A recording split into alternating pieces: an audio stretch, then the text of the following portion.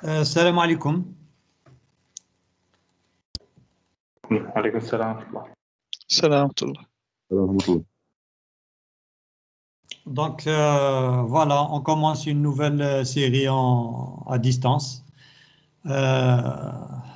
J'aurais bien voulu continuer en présentiel, c'était plus agréable de vous voir devant moi et de m'exprimer beaucoup plus facilement que à distance comme ça, parce que ce cours, sincèrement, j'ai l'habitude de le faire sur tableau, même pas en PowerPoint, parce qu'il y a beaucoup de démonstrations, beaucoup de choses à faire. Je préfère le faire vraiment en présentiel. Ceci dit, nous sommes devant une situation où on n'est pas maître de soi-même, et donc on est obligé de continuer en distanciel. Donc, je vous dis encore une fois, soyez les bienvenus. Nous sommes déjà 16 actuellement dans ce cours, et je vais commencer tout de suite par le troisième chapitre, plutôt le quatrième chapitre, qui est intitulé « Les appareils de voix ». Donc, je vais commencer d'abord par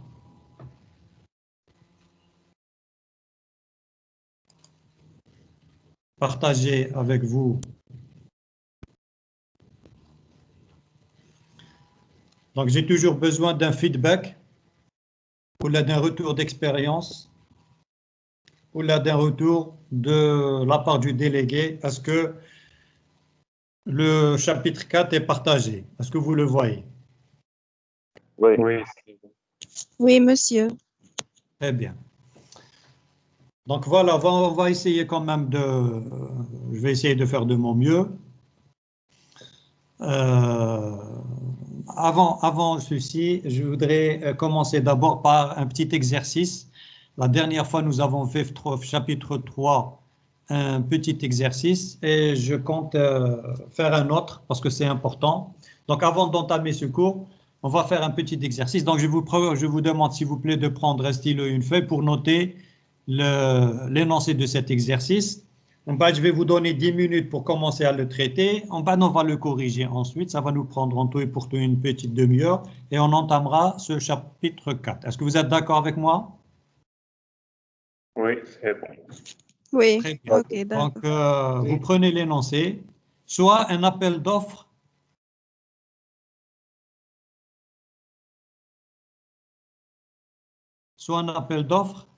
pour la fourniture de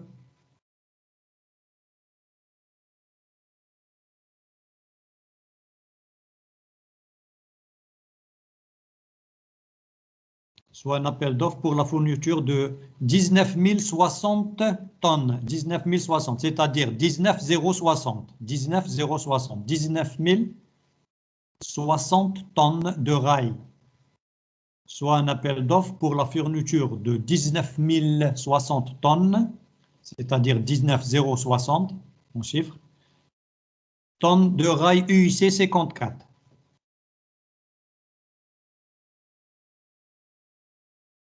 Je répète, soit un appel d'offres pour la fourniture de 19 060 tonnes de rails UIC 54 en barre de 18 mètres linéaires.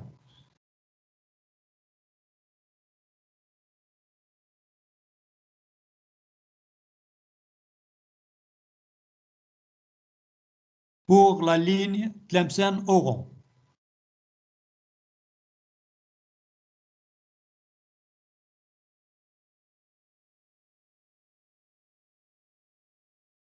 Soit un appel d'offres pour la fourniture de 19 060 tonnes UIC 54 en barre de 18 mètres linéaires pour la ligne Tlemcen-Oran.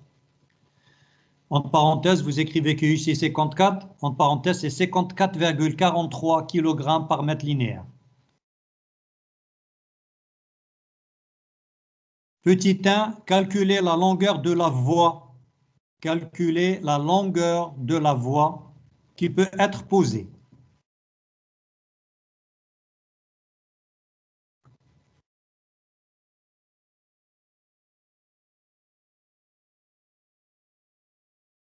Petit 1, calculez la longueur de la voie qui peut être posée. Quand je dis la voie, qu'est-ce que ça veut dire? Ça veut dire les deux fils de rail. C'est la voie. D'accord? Oui, c'est bon. Petit 2. Trouver le nombre de rails par voie. Petit 2. Trouver le nombre de rails par voie.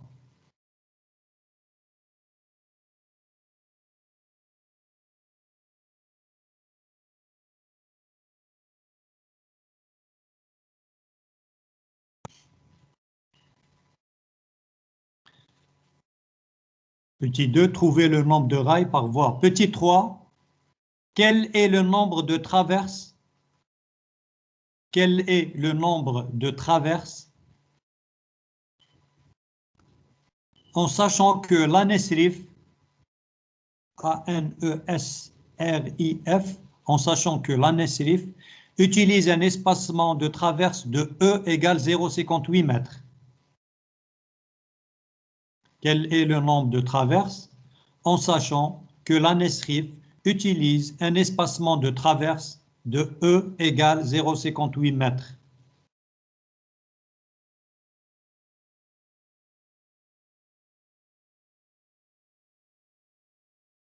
Quatrièmement, quel est le nombre d'attaches sur toute la ligne? Quel est le nombre d'attaches sur toute la ligne?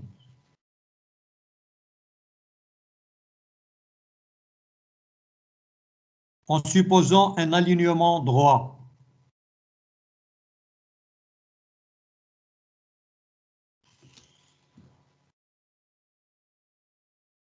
Quel est le nombre d'attaches sur toute la ligne en supposant un alignement droit? Cinquième question. Quel est le nombre d'éclisses et de boulons?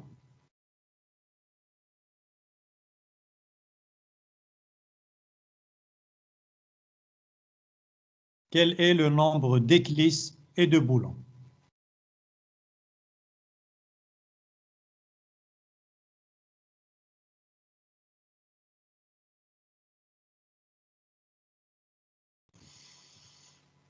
Voilà, je vous donne à peu près 10 à 15 minutes pour réfléchir, essayer de traiter les questions. Ensuite, on va le corriger ensemble. Ensuite, je vais poser la question à chacun de vous pour faire une réponse. La 1, la 2, la 3, la 4 et la 5. Donc, essayez de réfléchir un petit peu sur la réponse des 5 questions. Vous le notez sur la feuille, s'il vous plaît. Je vous laisse 10 à 15 minutes. Si vous avez des questions, je suis là. Monsieur, s'il vous plaît, la troisième question. Vous pouvez La répéter? troisième, quel est le nombre de traverses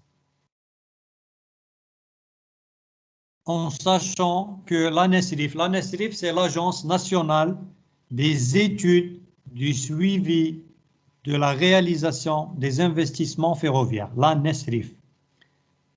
Quel est le nombre de traverses en sachant que l'ANESRIF, cette agence, utilise un espacement entre les traverses E qui est égal à 0,58 mètres, c'est-à-dire 58 cm. Tout simplement, et on nous demande dans cette question de calculer le nombre de traverses. S'il vous plaît, Mashtaoud, l'énoncé. Soit un appel d'offres. Vous savez ce que c'est qu'un appel d'offres?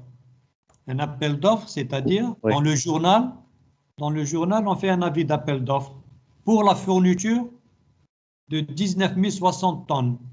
C'est-à-dire que, par exemple, l'Algérie veut réaliser une voie ferrée entre Tlemcen et Oran. Elle fait un avis d'appel d'offres. Qui est-ce qui peut nous fournir 19 060 tonnes de rails UIC? Dans ce cas, l'ingénieur devra calculer la longueur de la voie qui peut être posée, 5 km. Deuxièmement, trouver le nombre de rails par voie, c'est-à-dire par voie, c'est-à-dire les deux fils de rails, c'est-à-dire la voie Kamel, combien il y a de nombre de rails. Troisièmement, quel est le nombre de traverses, sachant que l'ANESRIF utilise un espacement de traverse de 58 cm. Quatrièmement, quel est le nombre d'attaches sur toute la ligne, en supposant un alignement droit. Et cinquièmement, quel est le nombre d'éclisses et de boulons?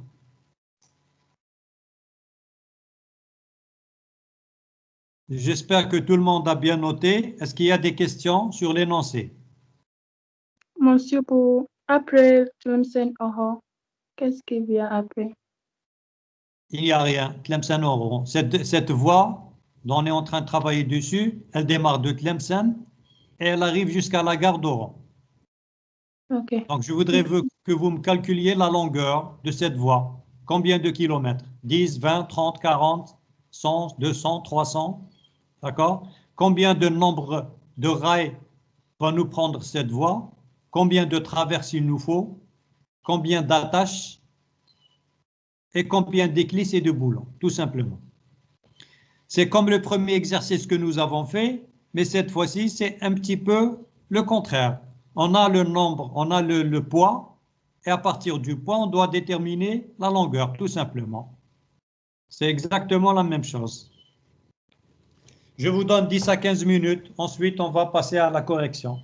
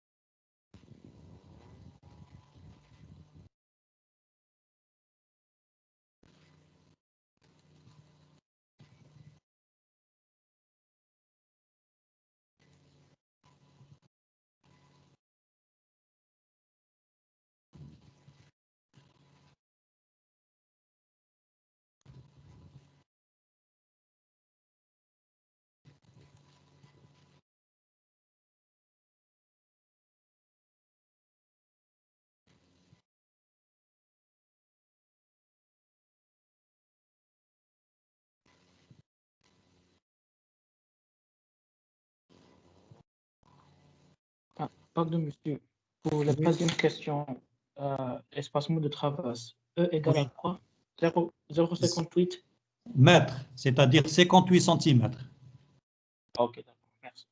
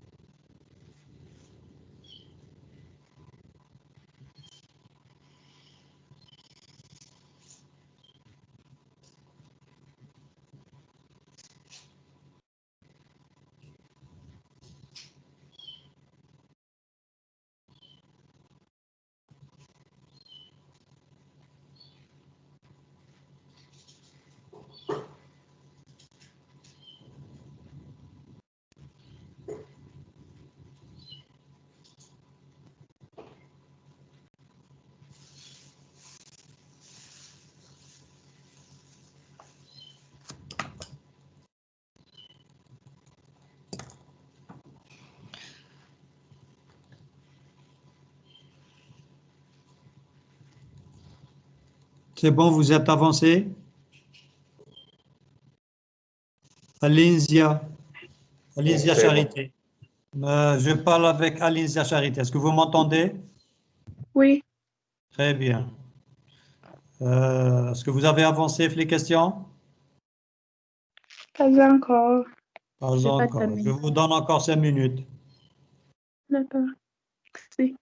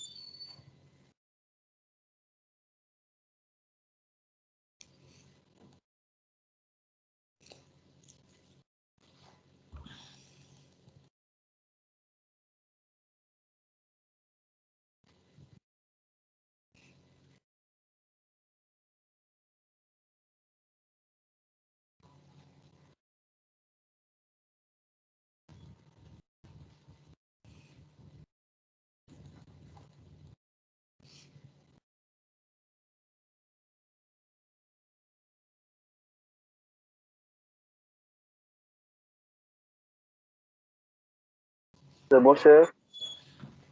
Oui. C'est bon pour tout le monde? Vous avez essayé de faire les 5 questions? Oui, monsieur. Pas Très encore, bien. monsieur. Massikala Marjorie. Massikala Marjorie. Oui.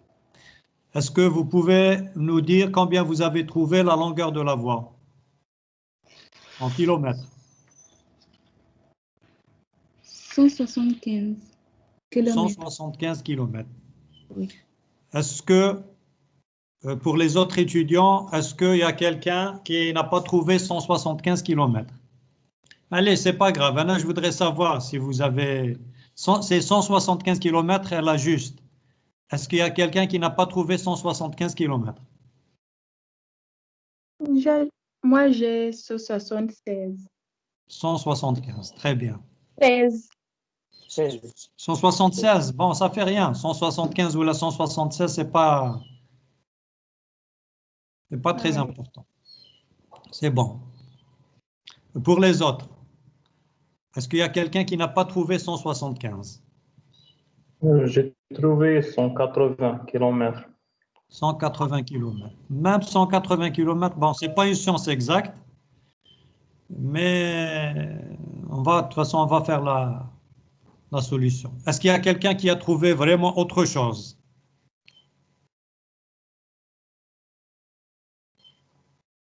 Donc, oui, qui est-ce qui veut parler? 176 km. 176 km, c'est bon. Donc là, là, qu'est-ce qu'on fait? C'est très simple. Là, on va faire une règle de 3. On va se dire que 54,43 kg, c'est pour 1 mètre linéaire. 54,43 kg, c'est pour 1 mètre linéaire. Maintenant, nous avons 19 060 tonnes. On va la convertir en kilos. Ça nous fera, si je ne me trompe pas, 19 060 000 kilos. 19 060 000 kilos, c'est-à-dire 19 060, ensuite 3 zéros. Elle va nous donner une longueur L. C'est cette longueur que je cherche.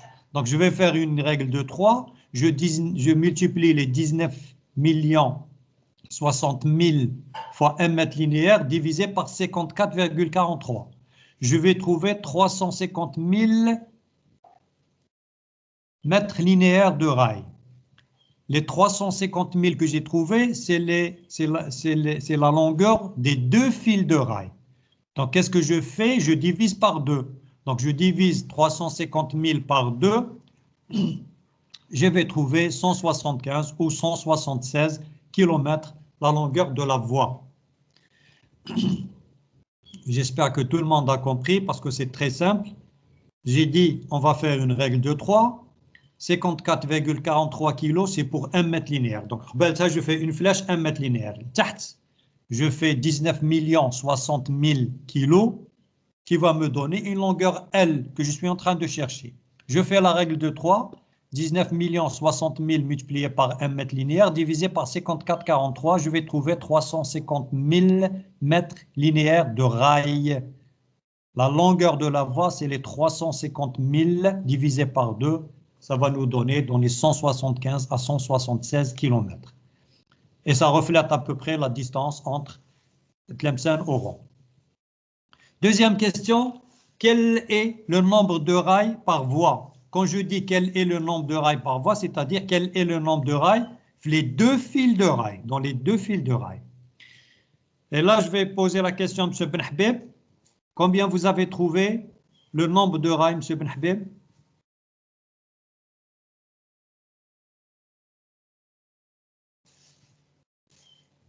Benhabib Mohamed. Oui, monsieur, 19 455. Très bien, un peu moins en principe, non? Bon, c'est pas très grave si nous avons... Moi, j'ai trouvé 19 446. On prend toujours, bien sûr, un nombre pair. Donc, si je fais le nombre de rails, c'est que c'est n qui est égal à 175 000, puisque j'ai 175 km. Je convertis en mètres. Donc, 175 000. Je dois multiplier par 2, parce que maintenant, je suis en train de chercher les rails dans les 2 fils de rails. Et je dois diviser par 18 puisque j'ai dans l'énoncé des barres de 18 mètres linéaires. Donc je fais n, c'est le nombre de rails, qui est égal à 175 000 multiplié par 2 divisé par 18, qui va nous donner à peu près 19 446 ou les 19 450 rails, un nombre pair. C'est bon pour tout le monde cette deuxième question? Cette deuxième réponse, pas de question? 9500. J'ai dit que toutes les valeurs qui se rapprochent à l'opération sont juste. Si vous avez trouvé 175 000, si vous avez trouvé 175 km, ça va nous donner à peu près un nombre de 19 446 bars. Bravo. Troisième question. Quel est le nombre de traverses en sachant que l'agence, la Nesrif, utilise un espacement de 58 cm? Monsieur Bourdim, combien vous avez trouvé le nombre de traverses, s'il vous plaît? Bourdim Sidi Mohamed? 300 874 traverses. Très bien. Donc, qu'est-ce que je fais là? Le nombre de traverses, c'est cette fois-ci, je ne vais pas calculer la longueur par fil, mais je dois calculer la longueur de la voie. Donc, ici, je n'utilise pas les 350 000, j'utilise que les 175 000, parce qu'on est là les traverses. Les traverses, c'est entre les deux fils. Donc, je fais n égale 175 000 divisé par 0,58. Et là, ça va me donner à peu près dans les 301 725 traverses. Donc, n le nombre de traverses est égal à 175 000 divisé par 0,58. Par le nombre d'espacements, je trouve à peu près un nombre de traverses qui est égal à 301 725 traverses. Maintenant, quatrième question, le nombre d'attaches. Donc, rappelez-vous, les attaches, c'est des pièces qui vont attacher le rail à la traverse. Et puisque c'est un alignement droit, donc dans le cours, nous avons fait une petite remarque. Je pose la question à mademoiselle Tchiali Wafa. Combien vous avez trouvé le nombre d'attaches? Combien vous avez trouvé? Monsieur, j'ai fait un A égale un traverse fois 4 boulons, 4 attaches. Combien vous avez trouvé? Je n'ai pas le chiffre, mais 12, 120, 74, 96 attaches. Très bien. 1 206 900 attaches en principe. Donc, le nombre d'attaches, c'est 4 fois le nombre de traverses. Chaque traverse, il y a 4 attaches. Pour chaque traverse, nous avons 4 attaches, puisque c'est un alignement droit. Et donc là, nous obtenons, je pense, un chiffre de 1 206 900 attaches. Oui, voilà. Donc, il nous reste une réponse. Quel est le nombre d'éclisses? Ensuite, le nombre de boulons. Monsieur Shorfé Mohamed, quel est le nombre d'éclisses que vous avez trouvé? Oui, j'ai trouvé le nombre d'éclisses 38 912. Très bien. Vous avez utilisé la formule. Oui. Vous pouvez nous rappeler la formule? C'est le nombre de rails sur 2 plus 1 fois le 2 fois le 2 fils. Le 2 fils et de fois 2 fois 2. Fois 2 fois 2. Oui, fois 2 le fois nombre de fils, nous avons ici 2 fils, nous n'avons pas 4 fils. Et nous avons 2 éclisses. Donc, on va trouver à peu près un chiffre de 3000 ou la 38 896 ou la 38 900 à peu près éclisses. D'accord? Monsieur Gir, Sidi Mohamed, combien vous avez trouvé de boulons?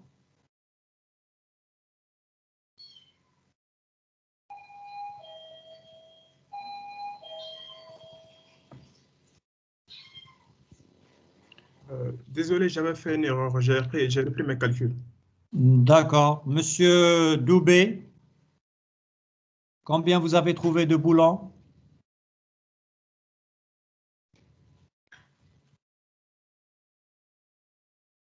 Il est parti, Monsieur Doubé. Monsieur Khdim.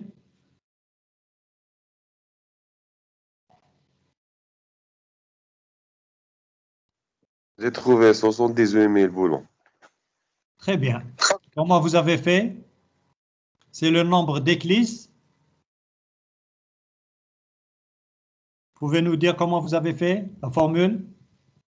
C'est le nombre d'éclisses fois 4. Divisé par 2. Il ne faut pas oublier, on doit diviser par 2. D'accord? Monsieur Khdim. Oui, monsieur. Pourquoi on divise par 2? Parce que nous avons 2 éclisses. 2 éclisses. Pour chaque 2 éclisses, nous avons 4 boulons. Il ne faut pas oublier.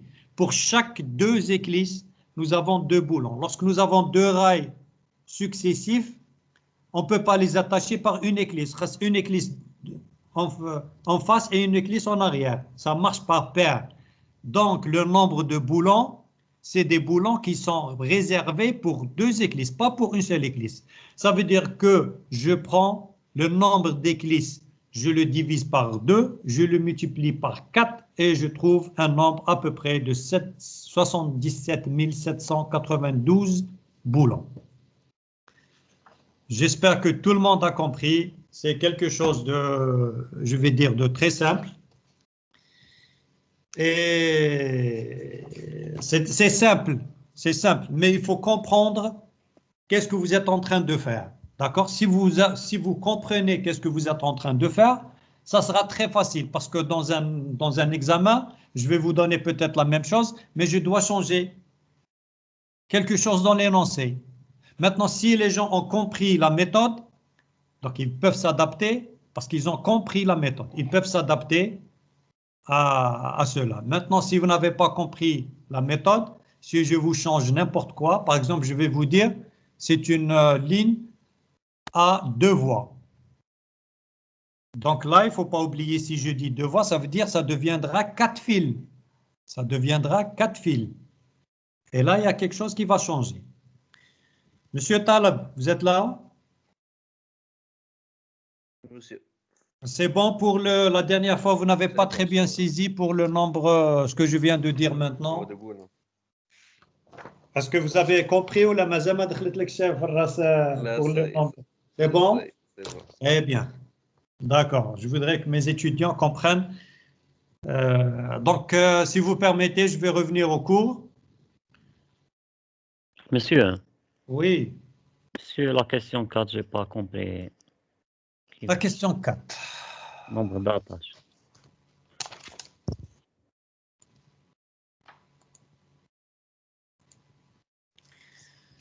Je peux lui poser la question. Malte. Malte. La question 4, quel est le nombre d'attaches sur toute la ligne en supposant un alignement droit? Donc, si vous revenez au cours, on a dit que les attaches, c'est quoi les attaches? Les attaches, elles sont de plusieurs. Là, on n'a pas eu le temps de terminer le cours pour vous exposer on va s'intéresser à ça, pour vous exposer le type d'attache qu'il existe. En Algérie, il y a un type d'attache qui est fréquemment utilisé. On appelle ça une attache Nabla, N-A-B-L-A. Donc, c'est un type. Bon, j'en ai parlé dans le cours un petit peu. J'ai dit que lorsqu'il s'agit d'un alignement droit, nous avons 4 attaches. 4 attaches, c'est-à-dire que la traverse, le rail الأول فيه زوج والراي الزوج فيه زوج. D'accord? Nous avons aussi dit que lorsqu'il s'agit d'une courbe, on est obligé d'ajouter le nombre d'attaches parce qu'il y a une force centrifuge qui va essayer si vous voulez, d'arracher cette attache. La force centrifuge va essayer d'arracher, le train gire bzaf, elle va essayer. Donc c'est pour cela qu'on ajoute, on fait 6. Dans l'énoncé, nous avons, j'ai dit que c'était un alignement droit. Bon, c'est pas vrai, on ne peut pas aller d'ici à Oran dans un alignement droit, mais c'est fictif. On va imaginer que la ligne est vraiment droite. Donc nous avons 4 attaches. Ça veut dire que je vais prendre le nombre de traverses. Pour chaque traverse, j'ai 4 attaches parce que c'est un alignement droit. Pour chaque traverse, le rail الأول عندي زوج تاع les attaches ou le rail الزوج عندي زوج تاع les attaches. Ça veut dire que pour chaque traverse, j'ai 4 attaches, زوج à l'intérieur ou زوج à l'extérieur, conformément au cours que je vous ai fait et le dessin que je vous ai fait. Maintenant, imaginez que je vous ai dit que dans cette ligne, vous avez trouvé 175 km. Je vous dis par exemple que 100 km est en alignement droit et nous avons 75 km en courbe. Donc, vous prenez le nombre d'attaches, vous le calculez 2 fois. Vous prenez le nombre d'attaches concernant l'alignement droit et vous dites 100 km. Et pour les 100 km, combien j'ai d'attaches? Vous calculez plutôt combien j'ai de traverses. Pour les 100 km, je multiplie par 4. Ensuite, je vais calculer le nombre de traverses pour les 75 km que j'ai en courbure. Et là, je multiplie par 6. En fait, je fais la somme pour trouver le nombre d'attaches. Monsieur Maltenazim, est-ce que vous m'avez compris? Oui, monsieur, c'est compris. Atek Saha, merci. Ça, très bien. Donc maintenant, je vais... Est-ce que vous avez... Oui. Est-ce que est-ce que vous avez maintenant le cours qui est partagé? Chapitre 4, Oui, les appareils oui, monsieur, de... oui. Très bien. Qui est-ce qui voulait me poser une question? Monsieur Anna. Oui. Monsieur, s'il vous plaît, madame, un exemple à un alignement courbe. Ça, d'accord. Laissez-moi avancer un petit peu au chapitre 4 et la prochaine fois, je vous prépare un exercice pour un alignement courbe. D'accord? D'accord. Le prochain cours, je vais préparer un exercice. Je vais préparer un exercice avec un alignement courbe et la prochaine fois, vous me rappelez, on va faire un exercice avec alignement courbe. D'accord? D'accord, merci. Monsieur. Maintenant, on va entamer le chapitre 4 qui concerne les appareils de voie. Donc, si vous vous rappelez, nous avons fait une généralité. Ensuite, nous avons fait l'infrastructure ferroviaire, c'est-à-dire c'est l'assise. Nous avons parlé beaucoup plus aspect géotechnique, le dimensionnement de l'assise. Nous avons fait un exercice. Ensuite, nous avons parlé de la superstructure, tout ce qui est au-dessus plutôt de la voie. Et là, nous avons aussi vu beaucoup de choses intéressantes. Nous avons vu le rail, les différents types de rails, la nomenclature dans un rail. Nous avons parlé des glissages, nous avons parlé d'attaches, ainsi de suite. Nous avons fait 2 exercices. J'espère qu'on pourra faire un 3e et un 4e. Maintenant, on va s'intéresser à un autre chapitre qui est aussi important que les 3 premiers, c'est les appareils de voie. Donc, en introduction, je vais dire que ces appareils de voie, avant de les définir, sont classés en 4 groupes. Dans les chemins de fer, ces appareils de voie sont classés en 4 groupes. Ce qui nous intéresse, c'est un seul groupe. C'est le groupe 1. Donc, comme vous le voyez devant vous, le groupe 1, c'est des appareils qui permettent aux circulations de passer d'une façon continue d'une voie à une autre. C'est le cas des branchements, des traversées et des traversées jonctions. C'est ce que nous allons voir dans ce cours, Inch'Allah. Le groupe 2, c'est des appareils permettant de passer d'une voie sur une autre de façon discontinue et non pas continue. Il s'agit de plaques tournantes ou des pans tournants. Des pans tournants, un train une voie, on veut le changer dans une autre voie, il doit passer dans une plaque tournante, une plaque, c'est-à-dire il trouve à la plaque, un cercle comme ça, un cercle. On dit que la plaque, elle tourne, on la fait tourner soit manuellement, soit électriquement, d'accord? On lui change de direction. Par exemple. D'accord? C'est le groupe 2. Le groupe 3, c'est des appareils de dilatation pour pont et long rail soudé. Le groupe 4, c'est des appareils d'accélération de freinage ou d'arrêt de frein de voie, l'aléatoire. Ça ne nous intéresse pas. Ce qui nous intéresse, c'est les branchements, les traversées jonctions que nous allons voir. Donc, je vais commencer mon cours d'abord par définir ce que c'est qu'un appareil de voie. Donc, c'est une nouvelle terminologie, c'est bien, c'est très bien pour vous. Vous allez apprendre une nouvelle terminologie qui va vous permettre de parler un langage des cheminots, des chemins de fer. Donc, je vais vous dire que l'exploitation, c'est-à-dire l'utilisation des voies ferrées, exige des dispositifs de liaison et d'intersection d'itinéraire. Vous savez ce que c'est qu'un itinéraire? Un itinéraire, c'est un chemin, c'est une direction. Je sors de ma maison, je vais à la faculté de technologie. Donc, mon itinéraire, c'est de passer, par exemple, par SFSF. C'est ça mon itinéraire. C'est une direction. Donc, quand on va utiliser les voies ferrées, on va utiliser plusieurs itinéraires. Je prends Tlemcen-Oran. Est-ce que Tlemcen-Oran, je vais passer, je vais parler de la route. Tlemcen-Oran, je vais passer par autoroute ou là, je vais passer par la route nationale. C'est deux itinéraires différents, c'est ça. Donc, l'exploitation des voies ferrées exige justement des trucs, existe des dispositifs d'intersection d'itinéraires qui est désigné sous le terme général d'appareil de voie. C'est très simple. Les liaisons entre ces différents itinéraires sont réalisées par la combinaison de plusieurs processus. Ces processus, on les appelle soit branchement, un branchement. Donc, dans les chemins de fer, on peut trouver un branchement. Ces branchements, c'est quoi?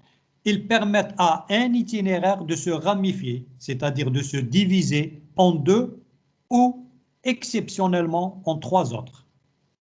Je répète, l'exploitation des voies ferrées, c'est-à-dire l'utilisation des chemins de fer, des voies ferrées, exige de nous, ingénieurs, des dispositifs de liaison et d'intersection d'itinéraires, désignés sous le terme général d'appareil de voie. Les liaisons entre ces différents itinéraires sont réalisées soit par la combinaison d'un branchement. Ce branchement va nous permettre à un itinéraire de se diviser en deux ou là, exceptionnellement en trois. Vous avez la photo ici, la figure plutôt. Est-ce que vous voyez tous la figure, les deux figures, figure 4.1 et 4.2? Oui, oui, monsieur. Bon, ça c'est mon cours, hein. C'est moi qui, parce que j'avais l'habitude de faire ce cours directement sur tableau avec des dessins. Maintenant, je vous ai préparé un cours. Donc, le branchement 1, si vous voyez ici cette flèche, nous avons l'itinéraire direct, qui est droit, l'itinéraire direct. Mais j'ai un autre itinéraire dévié. Par exemple, la gare de Tlemcen, j'ai l'itinéraire direct, donc possible que le chemin de fer qui passe directement, à Machil Wahran par exemple, il va passer à Oran, donc s'il passe directement, il va à Oran. Maintenant, s'il va prendre cet itinéraire dévié, il va s'arrêter à la gare de Tlemcen. Ça y est, j'ai un train maintenant, soit il va directement à la gare par exemple, soit il va dévier pour aller directement, sans s'arrêter à Tlemcen, il va directement à la ville d'Oran. Donc ça, on peut appeler ça un branchement. Un branchement. Cet itinéraire peut se diviser exceptionnellement en trois. C'est-à-dire que ici, nous avons, c'est symétrique. Nous avons deux itinéraires déviés. Le troisième marche bayen, il est droit. Donc, nous avons trois itinéraires. C'est bon, vous avez compris ceci? Oui. Donc, ce branchement, justement, le branchement, le carrefour, la déviation de la voie déviée, nous avons besoin de quelques pièces de la voie ferrée. Donc, les pièces, les appareils de voie. Donc, si on va s'intéresser ici, on va faire une loupe. C'est dommage parce que d'habitude, j'ai l'habitude de faire des visites de terrain. Et d'habitude, je prends mes étudiants vers la gare de Tlemcen. Tout ce qu'on est en train de voir sur le chapitre 3, et sur le chapitre 4, sur le chapitre 5 et sur le chapitre 6, tout ceci se voit très, très clairement sur place, à la gare de Tlemcen. Malheureusement, on n'a pas le droit d'y aller vu cette pandémie. Donc, je répète, ici, on appelle ça un branchement. Le branchement nécessite des appareils de voie pour que le train puisse faire la déviation ici. Donc, ce branchement, justement, il est divisé en trois parties. La première partie qui s'appelle aiguillage, ça vient du terme aiguille. Elle va assurer la continuité de l'un des itinéraires qui est composé lui-même ici par des aiguilles droites avec contre-aiguille courbe et des aiguilles courbes avec contre-aiguille droite. Il est composé d'une autre partie intermédiaire. C'est un ensemble de voies courantes reliant justement l'aiguillage au croisement. Hada, c'est le croisement. Le triangle ici. Et le croisement, hada, dans le cœur, le cœur, la souris, je ne sais pas si vous voyez ici. Vous voyez la croix à la souris? Oui, monsieur. Oui. La croix à la souris, le cœur de croisement. Donc, le cœur de croisement, il assure l'intersection de deux fils de rail, de deux fils de rail de main opposée. De main opposée. Qui est-ce qui peut me dire qu'est-ce que ça veut dire main opposée?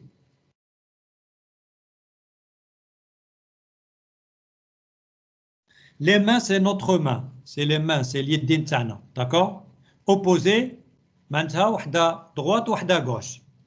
Donc, si on regarde ici dans ce dessin, nous avons hada la file droite ou hadi la file gauche.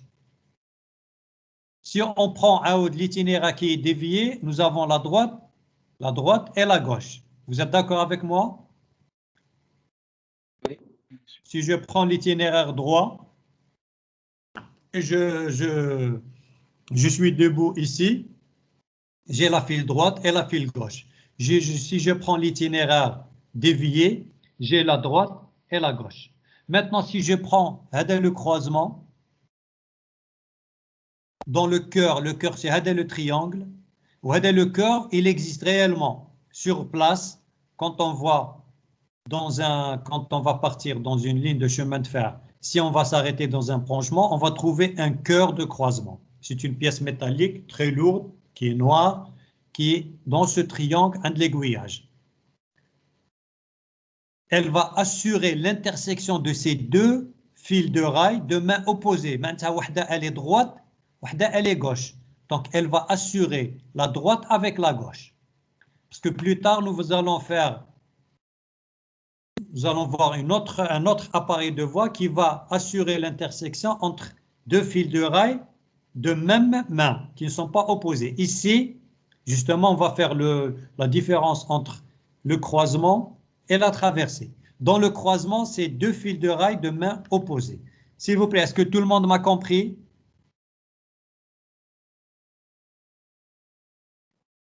Oui, monsieur. Très bien. D'accord, donc le croisement, il va assurer l'intersection de deux fils de rail de main opposées constitué lui-même de deux contre-rails pour assurer le guidage de la roue et un cœur de croisement, maintenant, pour assurer l'intersection. Donc tout ceci, on peut le voir par une autre figure, c'est celle-là. Donc, c'est la partie.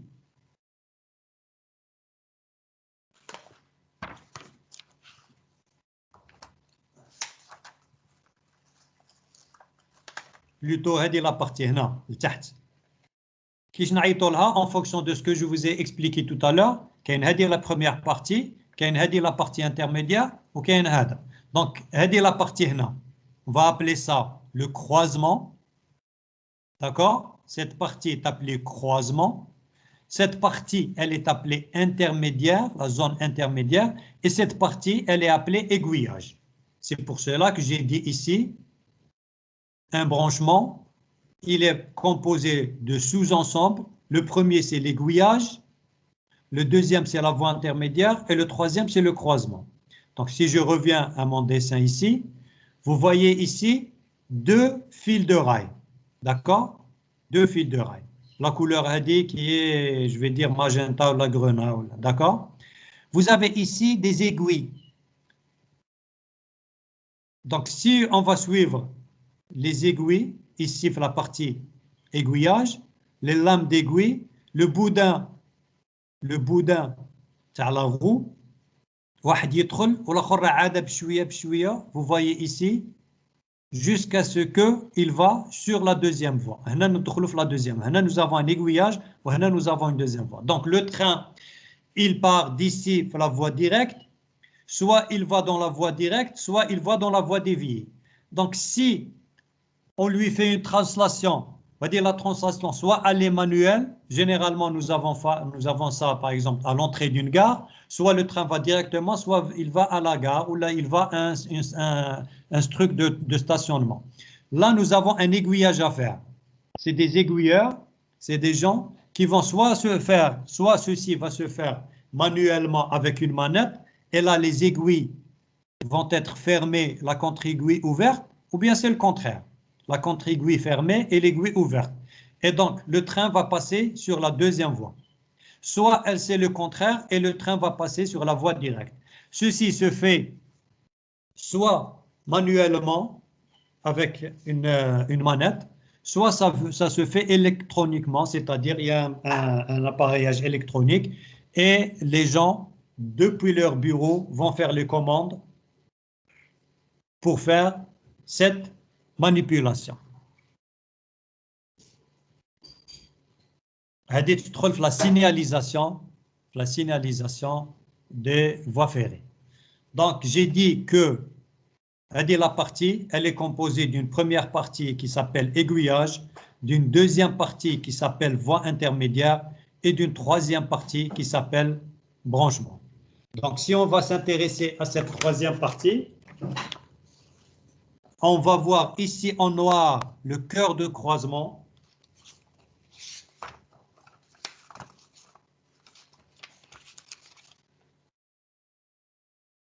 Nous avons ici les deux extrêmes, les contre-rails, vous l'avez ici en explication. Deux contre-rails pour assurer le guidage de la roue. C'est les contre-rails, c'est Hada ou Hada. Est-ce que vous voyez avec moi avec la souris? S'il vous plaît, M. Selhaji. Oui. Hada extrême ou Hada extrême, oui. C'est les contre-rails. C'est les deux contre-rails, c'est ça. Les deux contre-rails pour assurer le guidage de la roue. Nous avons un cœur de croisement, entre parenthèses, avec pattes de lièvre. C'est comme des pattes de lièvre. D'accord? Ou là, des contre-rails. Donc là, nous avons Hada le noir, le cœur de croisement. C'est une pièce qui est ici. Ou Hada zouch hna aoud. Deux ici, c'est des pattes de lièvre. D'accord? Donc là, nous avons les contre-rails, là, nous avons les pattes de lièvre et là, nous avons le cœur de croisement. Tout ça, ça s'appelle un croisement. Ici, c'est la partie intermédiaire et ici, c'est la partie aiguillage où nous avons des aiguilles.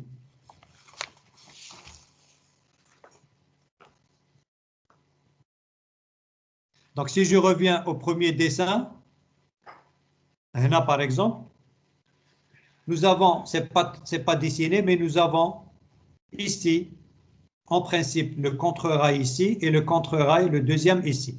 Là, nous avons le cœur de croisement, on doit assurer ça. Et là, nous avons la patte de lièvre ici. D'accord? Donc, nous avons les deux contre-rails, nous avons les deux pattes de lièvre et nous avons le cœur de croisement. C'est bon? Je répète. Nous sommes en train de voir les appareils de voie. J'ai dit qu'ils se divisent en 4 groupes. Le groupe qui nous intéresse, c'est le cas des branchements, des traversées et des traversées jonctions. Par définition, l'exploitation des voies ferrées exige de nous des dispositifs de liaison et d'intersection d'itinéraires désignés sous le terme général appareil de voie. C'est un appareillage qui va nous permettre de changer l'itinéraire de le train. Et là, quand on est la voie directe, il faut dévier. Pour dévier, nous avons besoin d'un procédé ou d'un dispositif de liaison, l'effet, les aiguilles, fait les contre-rails, fait les pattes de lièvre, fait le cœur de croisement. C'est ce qu'on appelle les appareils de voie. Donc, un appareil de voie, on peut avoir la combinaison d'un branchement, qui permet à un itinéraire de se ramifier ou de se diviser en 2 ou en 3. Donc, le branchement fait composé de sous-ensembles. Le premier, c'est l'aiguillage, fait aiguille droite avec contre-aiguille courbe et aiguille courbe avec contre-aiguille droite. Et ici, l'aiguille droite, هذه, ou la contre-aiguille courbe, هذه. هنا l'aiguille courbe et la contre-aiguille droite. هنا. D'accord? هذا هو l'aiguillage. Ici, aiguille droite, هذه تحتانية, avec contre-aiguille courbe. وهنا aiguille courbe avec contre-aiguille droite. Donc, إلا وحدة تبلع, ça veut dire que le train يمشي منه. إلا هذه تنحل, ça veut dire que le train يفوت منه, tout simplement. Donc là, c'est bien expliqué. Je vous laisse le soin de regarder ce dessin de progression du profil en travers d'un appareil de voie. Maintenant, la traversée ordinaire. Est-ce que je peux passer à la traversée ordinaire, s'il vous plaît? Oui. Très bien. J'ai parlé tout à l'heure, j'ai parlé de branchement. Donc, il y a branchement, il y a traversée. C'est pour cela que je vous ai dit, il faut bien comprendre le branchement avec la traversée. La traversée, elle assure l'intersection. Cette fois-ci, c'est une intersection. C'est une ligne, couper une deuxième ligne, de deux itinéraires convergents. Ils vont converger. Elle est composée justement de 4 croisements. 2 croisements aigus ou croisements proprement dit, et 2 croisements obtus qui sont appelés justement traversées, dans le sens restreint du mot. Si je prends un dessin, voilà une première voie ferrée et voilà une deuxième voie ferrée. Donc, si une voie ferrée va couper une deuxième voie ferrée, on va avoir une traversée ordinaire. Elle est composée de 2 croisements aigus qui sont appelés justement croisements et 2 croisements obtus qui sont appelés traversées. Qu'est-ce que ça veut dire? Donc, si vous regardez ici, هادو croisements, les هضرنا عليه ici, ils sont aigus, c'est-à-dire aigu, l'angle il est fermé, ou la traversée, elle est ouverte. Qui est-ce qui peut me dire, si je vous fais un dessin comme ça, comment on peut faire la différence entre un croisement et une traversée?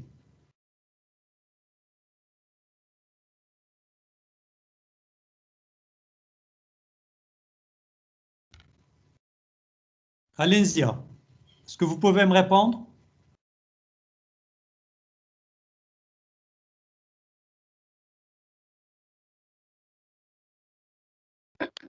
Non. Vous ne pouvez pas me répondre. Qui est-ce qui peut me répondre? Monsieur, le croisement, c'est à l'intérieur, la traversée, c'est à l'extérieur. Oui, c'est vrai, c'est vrai. Tout à l'heure, je vous ai dit qu'il y a la ligne, qu'il y a la droite et la gauche. La droite et la gauche. La file droite et la file gauche. Donc, si je suis là, ici, là où j'ai la souris, j'ai la droite et la gauche. Si je suis là, j'ai la droite et la gauche. Le croisement, qu'est-ce que j'ai dit tout à l'heure? Le croisement, il assure l'intersection de 2 fils de rail de main opposées. De main opposées. Le croisement ici, le croisement, il assure l'intersection de 2 fils de rail de main opposées. La droite à la gauche. La droite à la gauche. La traversée, voici.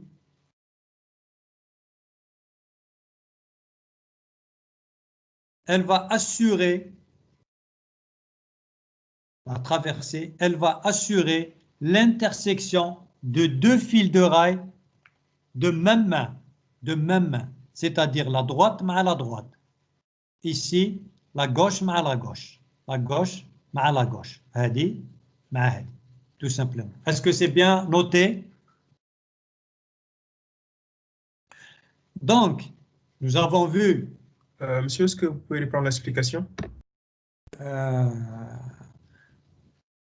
Quand j'ai 2 lignes de chemin de fer qui vont se couper, là je suis en train de parler de traversée. Mais dans cette traversée, il y a 2 croisements qui sont aigus, c'est-à-dire 2 croisements qu'on va appeler croisements justement. On va appeler ça croisement. Les 2 autres croisements, on ne va pas les appeler croisements, on va les appeler traversées. Donc, ceci, c'est croisement et ceci, c'est traversée. Si je me positionne ici, j'ai deux fils de rails de cette première voie, la droite, celle-là, et la gauche, celle-là. Si je me positionne ici, j'ai une autre ligne de voie de fer, j'ai la première fil à droite et la deuxième à gauche. Donc, si je prends l'intersection de cette droite avec cette gauche, elle va me donner le croisement. Ça. Si je prends la gauche avec la gauche de cette ligne, elle va me donner la traversée. Si je prends la droite de cette ligne avec la droite de cette ligne, elle va me donner la traversée.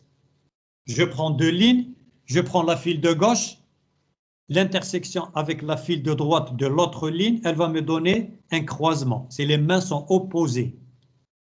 Si je prends la droite avec la droite ou bien la gauche avec la gauche, de même main, c'est une traversée.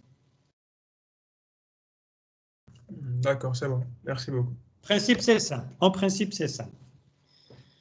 Donc, je reviens. Les branchements, justement, et les traversées, ils peuvent se combiner.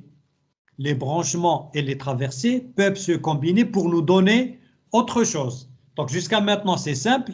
J'ai soit un branchement, comme celui-là, qui va se diviser en deux. Donc, une seule ligne va se diviser en une ligne déviée, en une ligne directe. Ou là, elle va se diviser en trois. Une ligne ici, une ligne ici, une ligne directe. Ça, c'est un branchement. Je peux avoir une traversée, c'est-à-dire deux lignes qui vont se croiser. Maintenant, le branchement et cette traversée, et ça, peuvent être combinés. Donc, s'ils vont être combinés, ils vont nous donner soit une bifurcation. Une bifurcation. C'est quoi une bifurcation?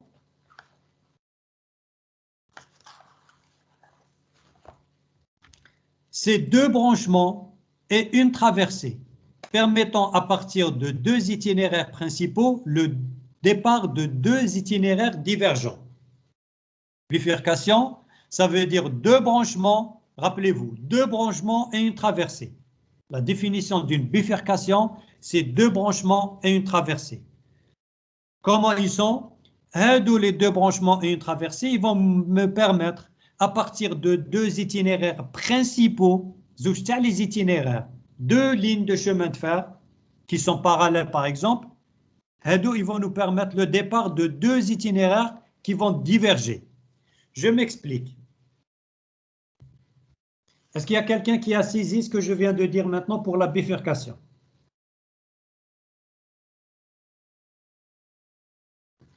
Donc, rappelez-vous, bifurcation, c'est deux branchements et une traversée. Deux branchements et une traversée. Le branchement, maintenant, tout le monde le connaît, c'est ça. Vous êtes d'accord, c'est ça le branchement.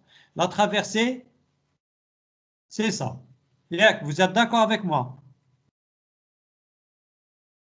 Oui. Oui. Très bien. Maintenant, la bifurcation, c'est quoi?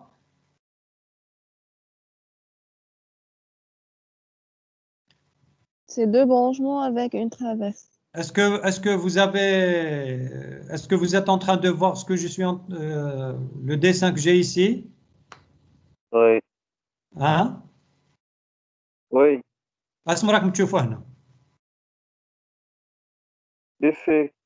bifurcation. لا اسم راكم تشوفوا اكزاكتومون باش نعرف باللي راكم تشوفوا ربعه تاع لي لين دروات. شيخ رانا في ديابو تاع وي ديسان. راكم في ديابو تاع بيفيكاسيون. لا انا جو فولي فار كيك شوز اون ça يبان لي سي با بوسيبل. هذاك peinte. Je voulais vous faire quelque chose peinte. Vous n'avez pas là, ici, vous n'avez pas la drogue, vous n'avez pas le. عندنا غير PDF برك. راه عندكم غير تاع tout à l'heure, toujours la même chose. Oui, chapitre. Chapitre, c'est dommage. C'est dommage. Comment je vais vous expliquer cette bifurcation? كاين شيخ هذاك البلوك البلون اللي vous voulez. كيفاش؟ Tableau blanc, فين نمشي le tableau blanc.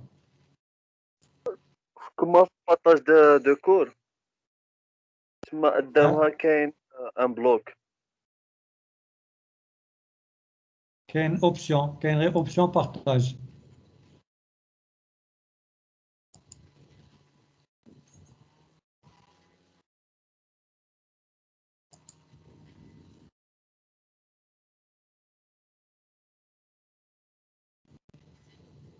Est-ce que maintenant c'est partagé? C'est bon, c'est bon. Oui, c'est bon. Très bien. Je vais essayer de vous expliquer la bifurcation. Donc, j'ai dit, qui est-ce qui peut me rappeler? Bifurcation, qu'est-ce que j'ai dit? Deux branchements et une traversée. Yak. Oui. Yak, vous vous rappelez? Bifurcation, deux branchements et une traversée. Qui vont permettre à deux itinéraires principaux le départ de deux itinéraires divergents. C'est ce que j'ai dit. Donc voilà la première voie. Vous la voyez ici, la première voie. Oui. Hadi, c'est le premier itinéraire.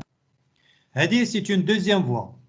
C'est le deuxième itinéraire. Donc un train يقلع منا يمشي لوهران un train يقلع منا يمشي بالعباس. Ça y est, vous êtes d'accord avec moi?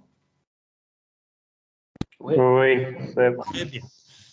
J'ai dit que la bifurcation, c'est deux branchements et une traversée. Je vais faire le premier branchement.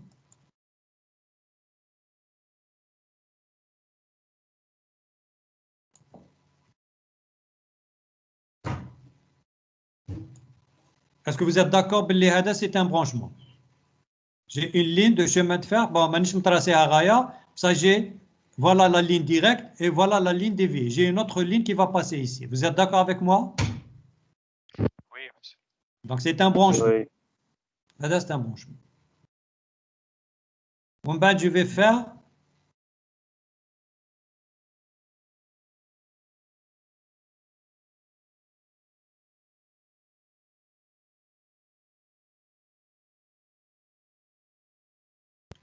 un deuxième branchement. La deuxième ligne, je vais avoir une voie qui est déviée. La première voie, elle est déviée.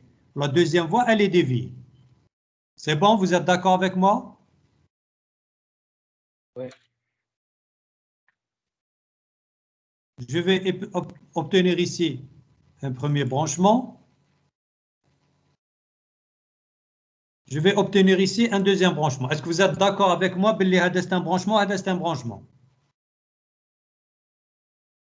Comme je viens de le préciser, parce que je dois mettre ici des aiguilles. Le train il va passer dans cet itinéraire. Je dois faire d'ici des aiguilles. J'ai un cœur de croisement ici, ainsi de suite. Vous êtes d'accord? Branchement? Oui, c'est bon. Très bien. Qui est-ce qui peut me dire maintenant?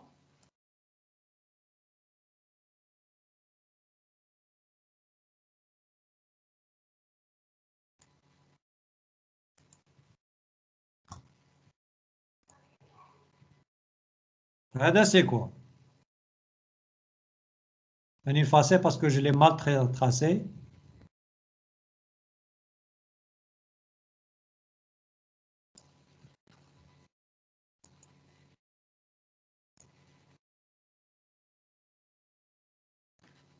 Allez, c'est un an. C'est quoi? Une traversée. C'est très bien, une traversée. Je vais l'effacer encore une fois.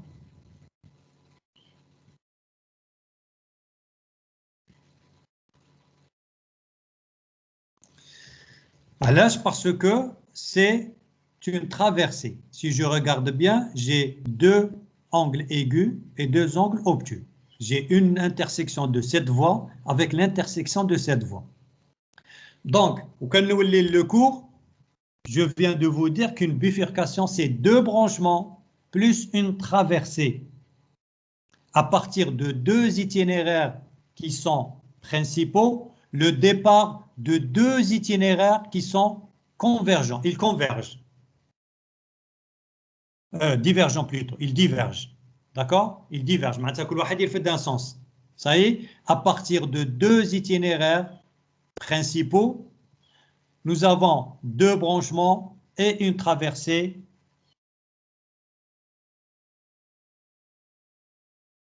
Donc la bifurcation, c'est deux branchements et une traversée qui permettent à deux itinéraires principaux le départ de deux itinéraires divergents.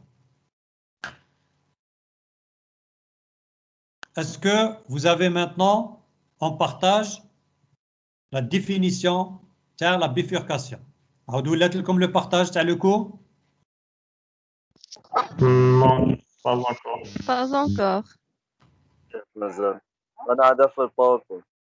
صح.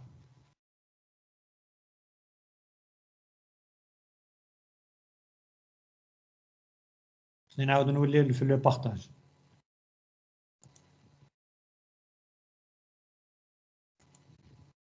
C'est bon? C'est bon. C'est bon, oui, monsieur. Très bien. Donc, remarque, les branchements et les traversées peuvent se combiner. Donc ici, si vous avez vu, j'ai combiné des branchements avec une traversée. Donc la bifurcation, c'est ça. C'est deux branchements et une traversée qui permettent à deux itinéraires principaux, donc les deux parallèles, le départ de deux itinéraires. J'ai dit l'exemple. Le premier itinéraire, c'est une ligne qui va de Tlemcen à Oran. La deuxième, par exemple, je vais dire n'importe quoi. La deuxième, Tlemcen à Constantine, par exemple. D'accord? Donc, c'est deux itinéraires qui sont principaux. Chaque itinéraire a un autre itinéraire divergent. C'est une bifurcation. Si je la regarde bien, je vais trouver deux branchements et une traversée. Maintenant, on peut avoir autre chose. On peut avoir des traversées jonction simples ou là des traversées jonction double. Ce qu'on appelle les TJS ou les TJD. Les TJS ou bien les TJD. Donc, si je regarde Hadi, c'est une TJS, c'est une traversée jonction simple. Jonction simple parce que vous voyez ici un premier itinéraire AB qui est direct avec un deuxième itinéraire CD. نشوفوا هنا عندي l'aiguillage من 1 3 من 2 4. J'ai un seul aiguillage. Un seul aiguillage. معناتها le train تاعي راه ماشي A vers le B. ينجم يمشي غير A vers le D parce que j'ai l'aiguillage dans ce sens. Mais ينجمش يمشي autre part. يمشي غير A vers le B ou A vers le D. Ça y est? Hadi, c'est une traversée jonction double. Donc, si vous voyez ici, j'ai deux types d'aiguillage. J'ai le 1 vers le 5, le 3 vers le 7, le 2 vers le 6 et le 4 vers le 8. Donc, le train تاعي ينجم يفوت من C للB وينجم يمشي من A للD. Ça dépend les aiguilles qui يكونوا مخدومين. Comment les aiguilles sont réalisées, comment l'aiguillage se fait. Du A vers le D, premier aiguillage, et du C vers le B, deuxième aiguillage. Ça, c'est une traversée jonction simple, TJS, et ça, c'est une traversée jonction double. Tout simplement.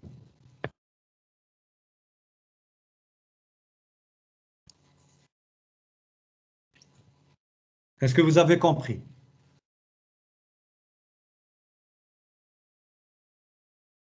Oui, monsieur. C'est bon pour tout le monde?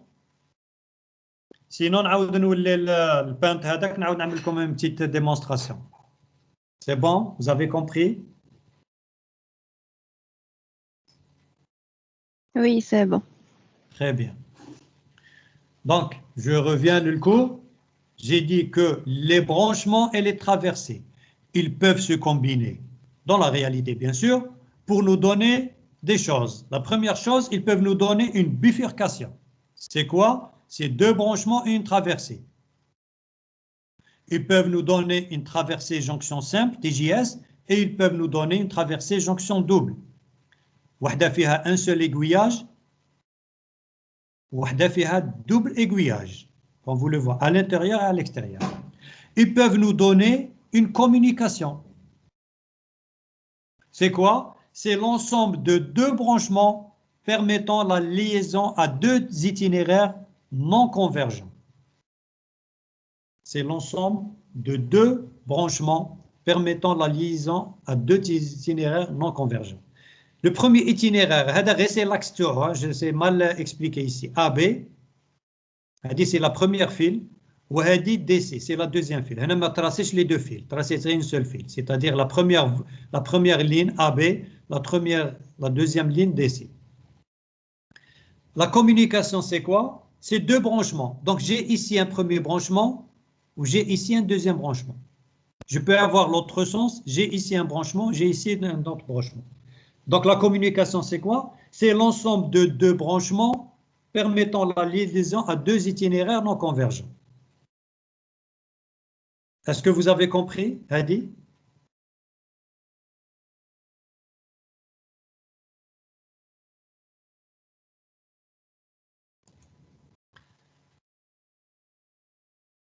لا الشيخ ما فهمتهاش هذا.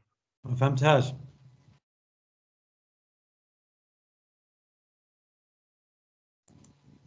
هادو deux directions différentes. Je vais essayer de...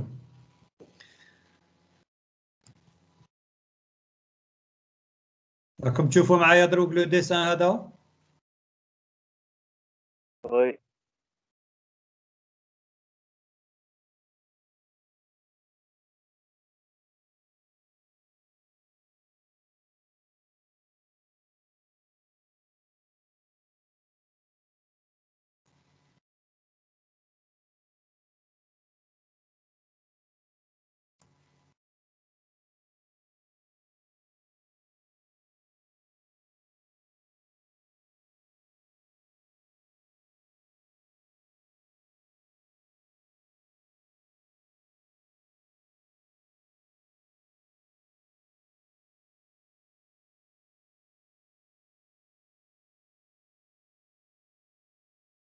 هادو لي ديسان اللي نعملهم هنا vous pouvez les prendre في البرويون تاعكم باش تعقلوا على لو كور, d'accord? Pour tout le monde, s'il vous plaît. Moi, j'ai trouvé cette méthode de... Une communication, c'est quoi? C'est l'ensemble de deux branchements permettant la liaison à deux itinéraires non convergents. Qui non convergent, ça veut dire parallèle. Non convergent, non convergent. Ils ne convergent pas, ils sont parallèles. Donc ici, j'ai deux itinéraires non convergents, parallèles. Premier itinéraire, deuxième itinéraire. La communication, c'est quoi? C'est l'ensemble de deux branchements.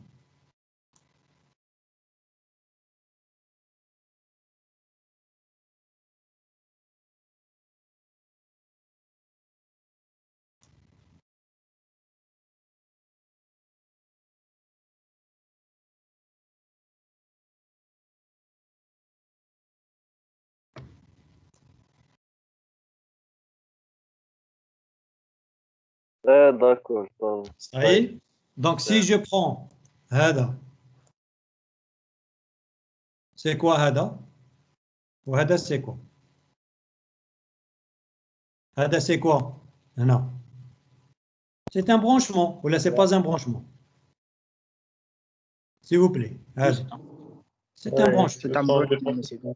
وهذا c'est un branchement. Donc, راني هنا, راني في هذه la voie, نمشي لهذه la deuxième voie. D'accord? Donc, qu'est-ce que je fais? Je passe par un aiguillage, premier branchement, deuxième branchement. La communication, c'est l'ensemble de deux branchements permettant la liaison à deux itinéraires non convergents. C'est l'ensemble de deux branchements permettant... Donc, la communication, je vous ai dit le cours, c'est l'ensemble de deux branchements permettant la liaison à deux itinéraires non convergents. Permettant à deux itinéraires, permettant la liaison à deux itinéraires. La liaison, c'est le premier itinéraire mais le deuxième itinéraire qui ne sont pas convergents, qui sont parallèles. La ligne, le train veut passer la deuxième ligne. Il va utiliser une communication. Il fait un deux branchements. Ça y est? Vous êtes d'accord avec moi? Oui. Très bien. Est-ce que vous avez maintenant le cours? Est-ce que c'est partagé? Ou lorsqu'on a partagé? Non. Il n'est pas partagé. Oui, il n'est pas partagé.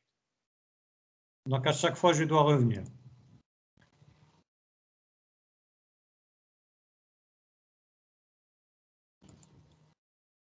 C'est bon, il est partagé? Oui, il est partagé. Oui. Oui. Donc, je répète, la communication, c'est l'ensemble de deux branchements. Voici le premier branchement, ranif la ligne A, B, ou la ligne DC. ما traces les deux voies, traces une seule, ما traces les deux fils, traces une seule fil. ranif la ligne AB, نحب نمشي la ligne DC. Ça y est? Donc, c'est l'ensemble de deux branchements, le branchement 1 et le branchement 2. Il y a la communication, tout simplement. Ça y est? Quelle autre chose, quelle la communication croisée. La communication ou la communication croisée. C'est l'ensemble de deux communications qui se croisent. Deux communications qui se croisent. Ou, une autre définition, c'est l'ensemble de quatre branchements et d'une traversée.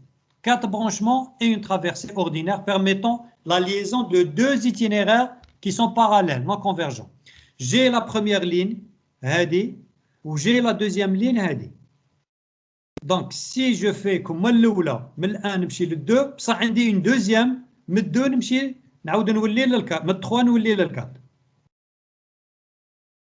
هذه عيطوا لها communication croisée. علاش؟ فيها زوج, فيها أربعة تاع لي برونشمون, le 1, le 2, le 3, le 4, وفيها une traversée au milieu. Est-ce que vous avez compris? Ou là, نعاود نولي لكم البانت pour vous expliquer. C'est pas aller clair. نعاود نولي للديسان تاعنا تاع باين. هذه c'est une communication. ياك. Maintenant, je vais faire comme j'ai fait tout à l'heure. À peu près, hein, je vais essayer de faire. Bon, le dessin ne sera pas très...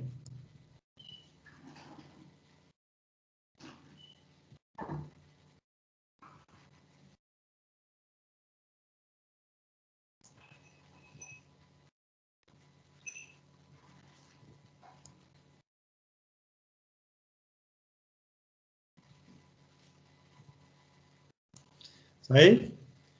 Donc là, qu'est-ce que j'ai? Ça y est? Comme tu fais معايا ياك, s'il vous plaît.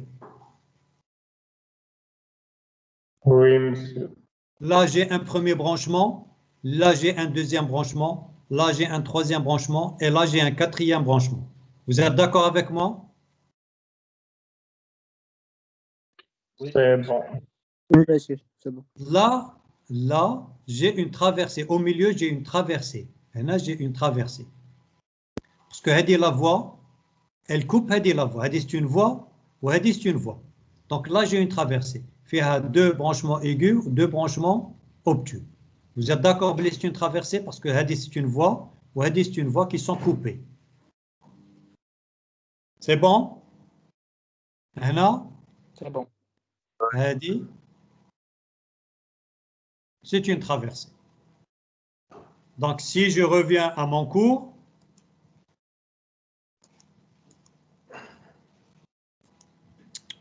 non, je me suis trompé.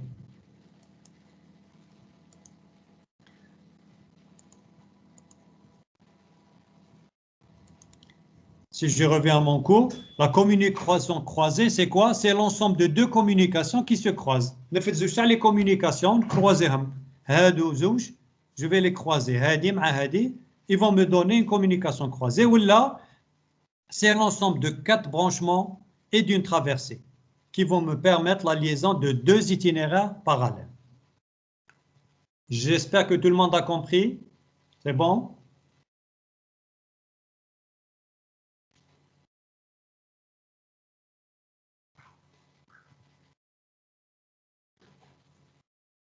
C'est bon? Je peux passer à autre chose? Oui, monsieur. Oui. Très bien. Maintenant, nous entrons en détail sur le branchement. Le branchement, le tracé théo, il se compose de deux branches dédoublées par le moyen de l'aiguillage, bien sûr. La branche directe, comme je l'ai dit tout à l'heure, et la branche déviée.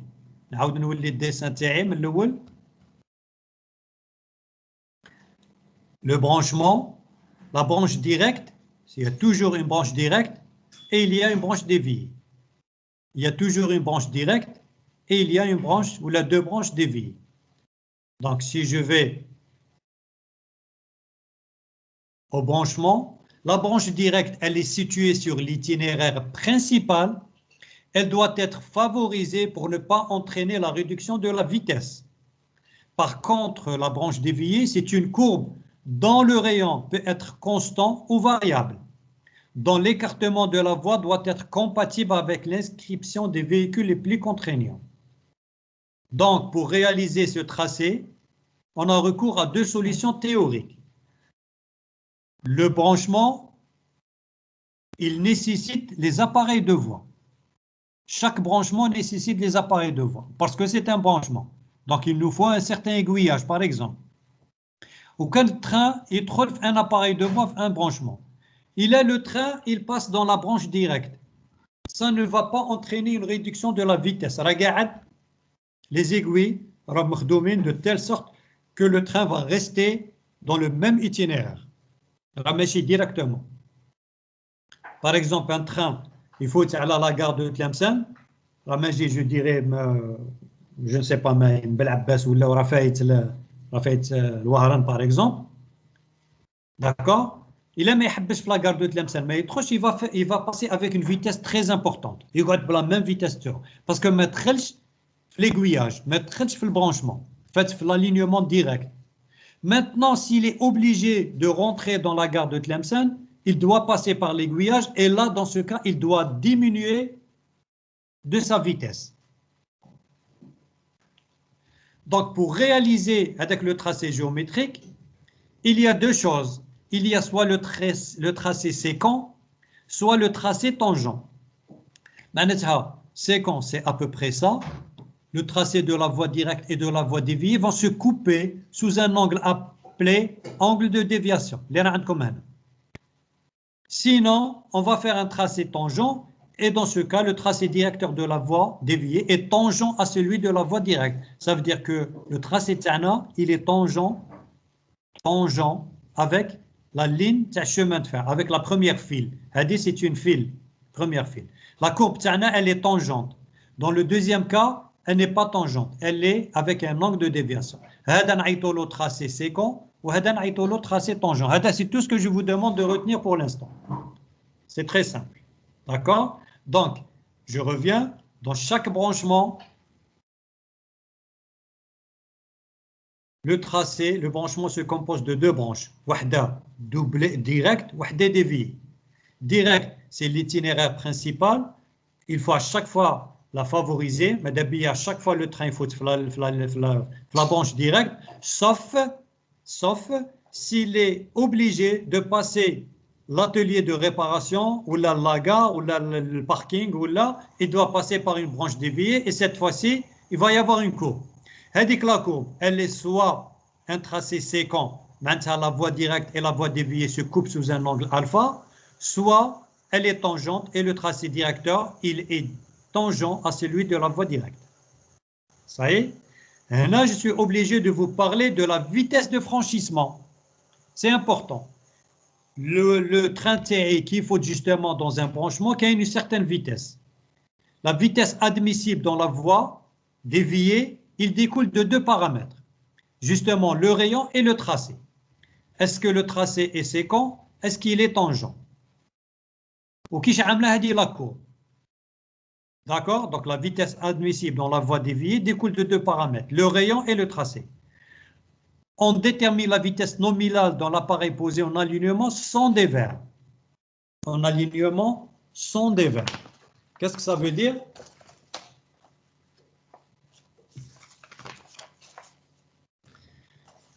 Maintenant, je suis obligé de combiner entre chapitre ou chapitre prochain. Dans le chapitre prochain, vous allez mieux comprendre cette partie qui est un petit peu difficile à comprendre. Je vais vous dire quelque chose. Une ligne de chemin de fer, il faut comprendre qu'une ligne de chemin de fer fait passer deux types de trains. Elle fait passer un premier train, la même ligne, hein, elle fait passer un premier train qui on appelle ça un train voyageur. Et elle peut faire passer un deuxième train, la même ligne, avec le train marchandise. Malheureusement, les deux vitesses ne sont pas les mêmes. Le train voyageur, c'est un train qui passe avec une vitesse importante. Par contre, le train marchandise, il passe avec une vitesse qui est moins importante. Mais allez, je vais faire de marchandise parce que la vitesse importante, c'est important pour le voyageur. D'accord? Donc, la ligne de chemin de fer dans tout le monde, c'est une ligne qui fait passer deux types de trains. Un premier train voyageur, un deuxième train marchandise. Le train voyageur, généralement, il a une vitesse importante. Le train marchandise, il a une vitesse moins importante. D'accord? Donc, la vitesse admissible dans la voie déviée découle de deux paramètres, le rayon et le tracé.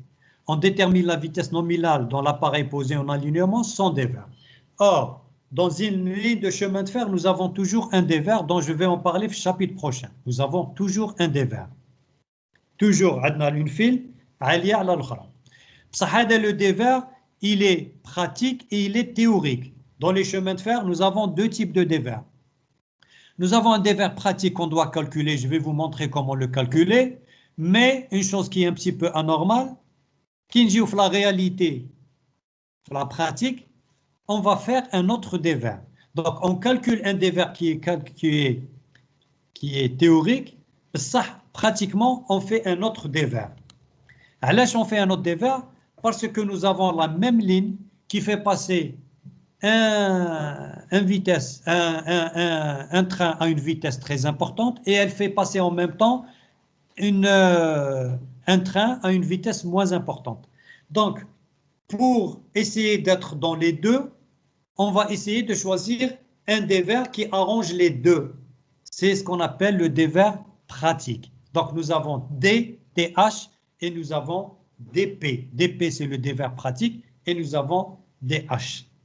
C'est pour cela que je vous ai donné la feuille et je vous demande de la lire s'il vous plaît, où je suis en train de parler du dévers pratique et je suis en train de parler du dévers théorique. Je suis en train de parler de deux types de dévers. Si vous prenez la feuille indique, essayez de la lire pour comprendre de quoi je suis en train de parler.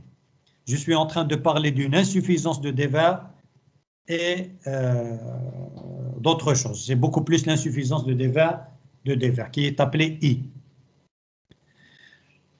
J'ai dit ici, on détermine la vitesse nominale dans l'appareil posé en alignement sans dévers. Ça veut dire que à chaque fois que nous avons un branchement, ma 15 le dévers est nul.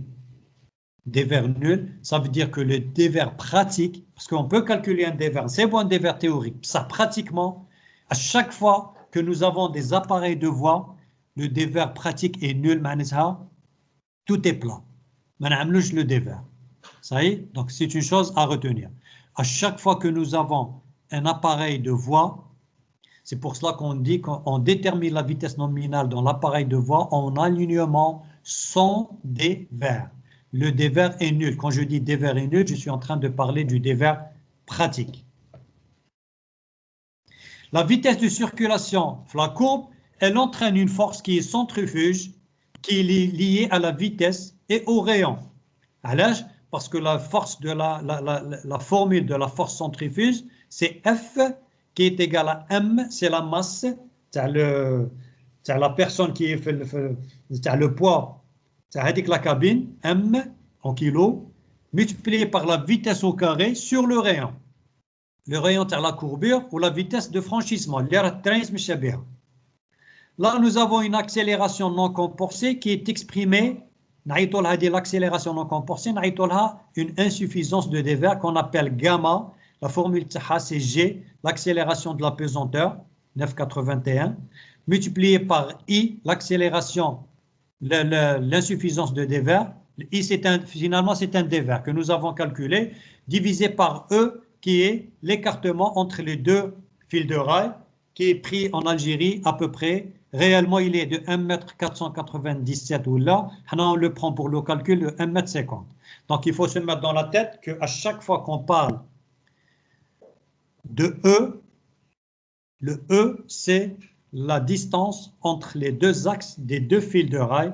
On prend toujours 1,50 m. D'accord? Donc, la partie, vous allez mieux la comprendre sur le prochain cours où je vais faire des démonstrations. D'accord? Donc, pour ne pas avoir trop de contraintes, je vous demande, s'il vous plaît, de réviser ce cours qu'on a fait jusqu'à maintenant, de prendre la feuille, je suis en train de la chercher, la feuille que je vous ai donnée.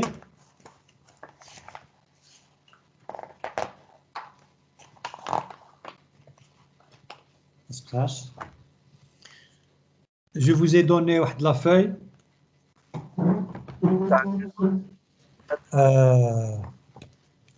Ça les dévers. Oui, monsieur Rahadna.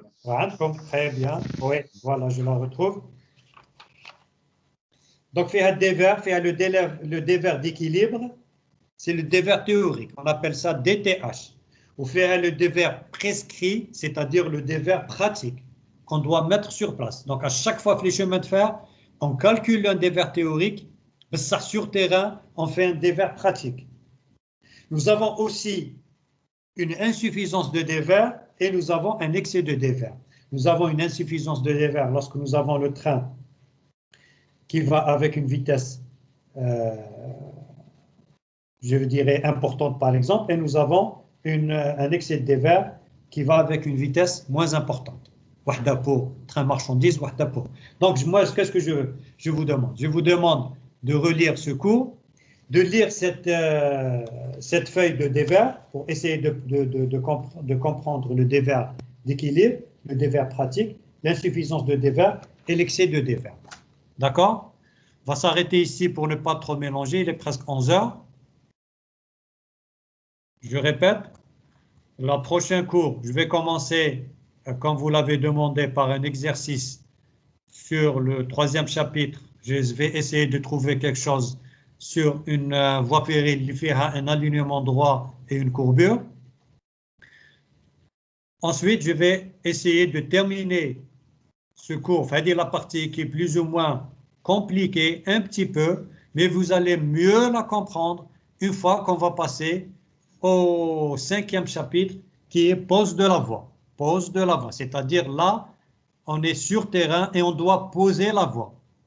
Quand on pose la voie, on est obligé de comprendre beaucoup de choses, entre autres le rayon, la vitesse, l'insuffisance de dévers et l'excès de dévers. Donc là, je vous laisse le soin de relire ce cours et de relire cette partie, vitesse de franchissement. Essayez de la comprendre s'il vous plaît. Voilà, j'ai fait même un exemple avec une insuffisance de dévers qui est de 100. Voilà l'accélération, si j'utilise la formule de 100 fois 1500 mm, c'est-à-dire 1,50 m, fois l'accélération de la pesanteur qui est G égale 9,81, je trouve ici une accélération de 0,654 mètres par seconde au carré. D'accord, je vous laisse le soin de lire jusqu'ici. Vous pouvez même lire un petit peu sur l'aiguillage. Ce n'est pas très important, sur le croisement. D'accord? Parce qu'il faut le prochain chapitre qui est beaucoup plus important, qui va éclaircir convenablement cette partie. Est-ce qu'il y a des questions?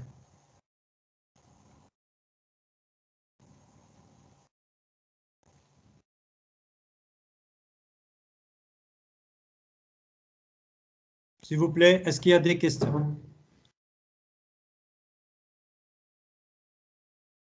Sur l'exemple de l'accélération. Oui.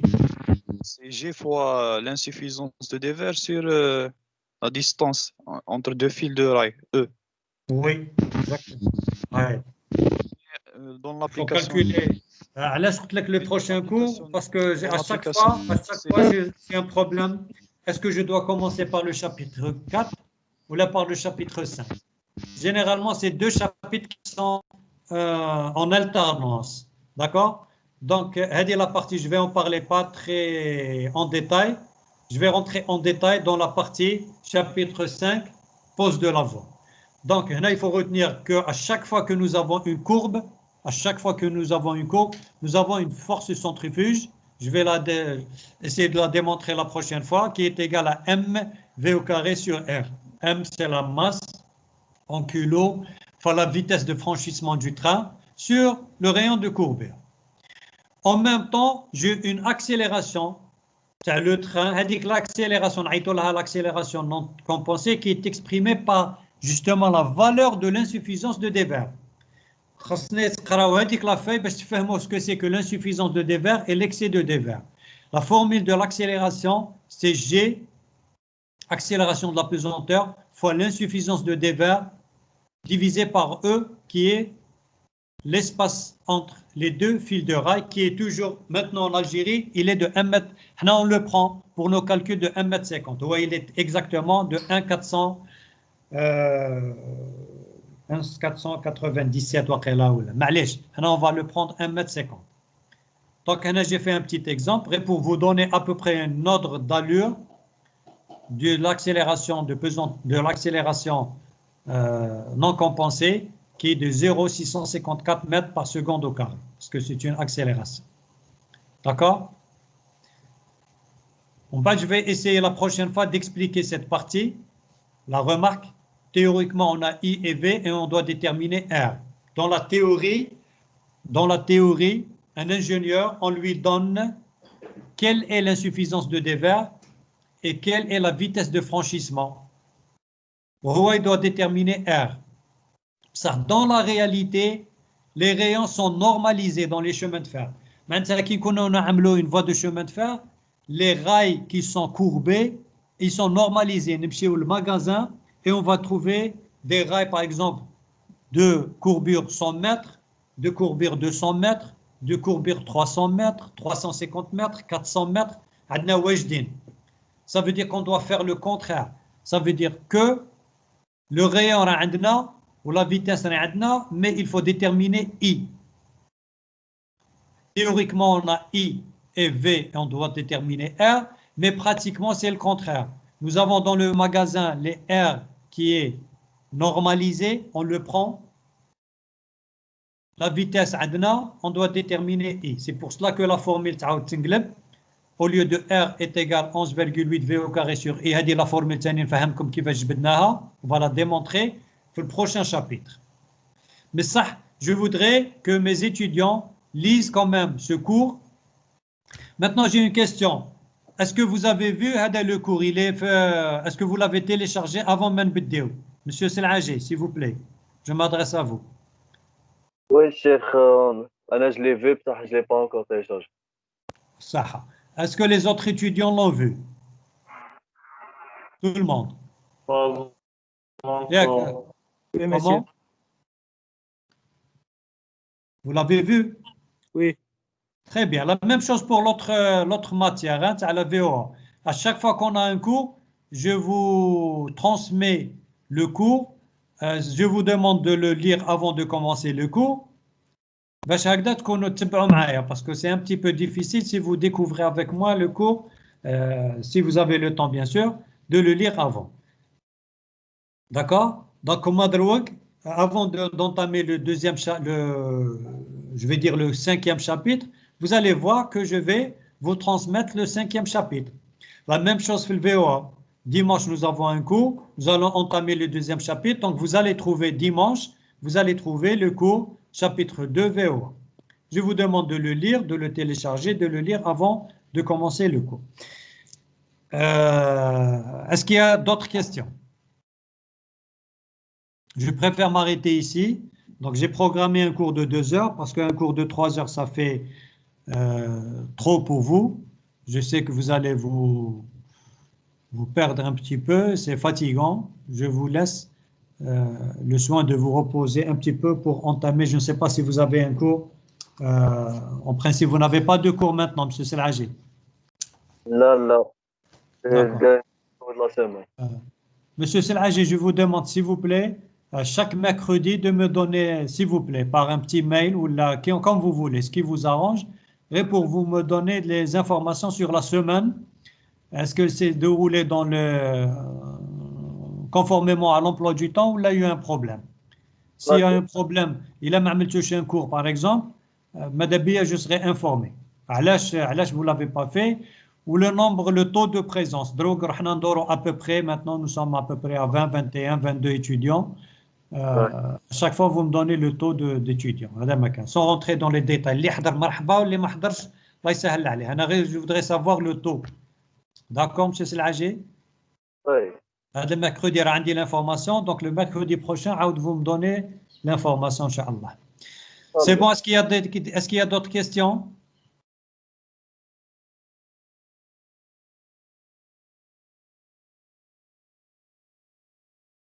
Pas de questions.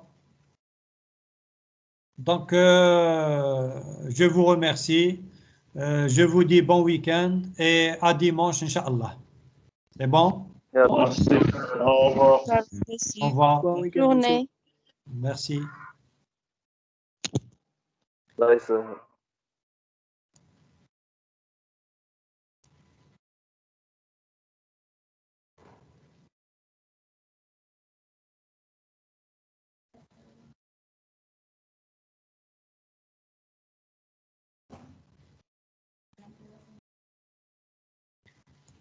اللي راهم يحضروا هنا برينسيبال ça les intéresse.